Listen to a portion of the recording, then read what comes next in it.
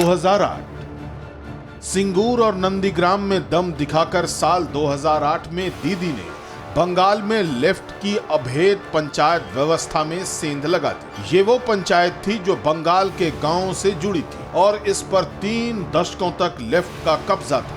पंचायत पर लेफ्ट के कब्जे का आलम ये था कि 1984 में इंदिरा गांधी की हत्या से पैदा सहानुभूति लहर के बावजूद लेफ्ट पार्टियों ने बंगाल की 42 सीटों में से 28 सीटें जीती। लेकिन 2008 में दीदी ने दम दिखाया और 3 साल बाद 2011 में बंगाल की सत्ता के शीर्ष पर पहुंच गई।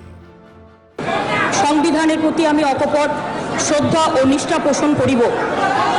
आमी भारतेर सार्वभौमत्व 2011 के बाद बंगाल की पंचायतों पर लेफ्ट की जगह तृणमूल कांग्रेस काबिज हो गई।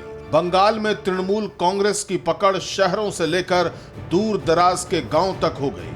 2014 में जब देश के ज्यादातर हिस्से में मोदी लहर थी, इससे बंगाल अछूता रहा क्योंकि तब बीजेपी के पास पंचायतों तक कैडर नहीं था।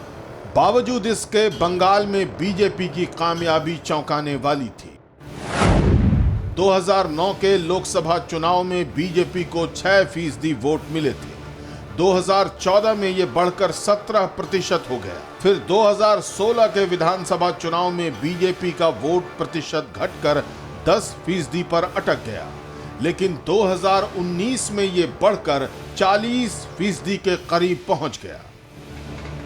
आंकड़ों से साफ है कि बंगाल में बीजेपी एक उभरती ताकत है। ममता विरोधियों के अधिकतर वोट बीजेपी के पाले में है। लेकिन बुनियादी सवाल यह है कि बंगाल विजय के लिए जो कैडर यानी गांव-गांव तक पार्टी कार्यकर्ताओं के नेटवर्क की जरूरत है, क्या बंगाल में बीजेपी ने वो बुनियाद तैयार कर ली है? ये सवाल इसलिए अहम है क्योंकि कैडर पॉलिटिक्स ही बंगाल के सत्ता युद्ध में जीत का आधार है। बंगाल में लेफ्ट की राजनीति का आधार था कैडर। पूरे बंगाल में कोलकाता से लेकर पंचायतों तक में लेफ्ट ने मजबूत कैडर सिस्टम खड़ा कर रखा था। लेकिन साल 2011 के विधानसभा चुनाव में ममता बनर्जी ने लेफ्ट के इस कैडर सिस्टम को ध्वस्त कर दिया था और आज तृणमूल का कैडर पूरे बंगाल में कोलकाता से लेकर गांव-गांव तक पे मौजूद है। लेकिन हम सभी जानते हैं कि आरएसएस से लेकर बीजेपी कैडर आधारित संगठन है।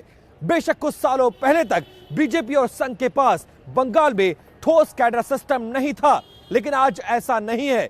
बहुत ही बारीकी के साथ बीजेपी और संघ ने बंगाल में बंगाली धर्म के आधार पर और गैर बंगाली के आधार पर मजबूत वोटर सिस्टम कैडर तैयार कर रखा है।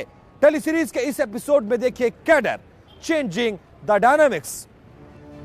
इसमें शक नहीं कि बीजेपी की पूरी चुनाव मशीनरी ने बंगाल में अपनी ताकत झोंकी है। इसके अलावा संघ से जुड़े अलग अलग 30 संगठन भी बंगाल में एक्टिव है। बंगाल में बीजेपी के उभार पर स्निग्धेंदु भट्टाचार्य ने अपनी किताब mission Bengal the saffron experiment में लिखा है कि टीएमसी की लड़ाई सिर्फ बीजेपी से नहीं है।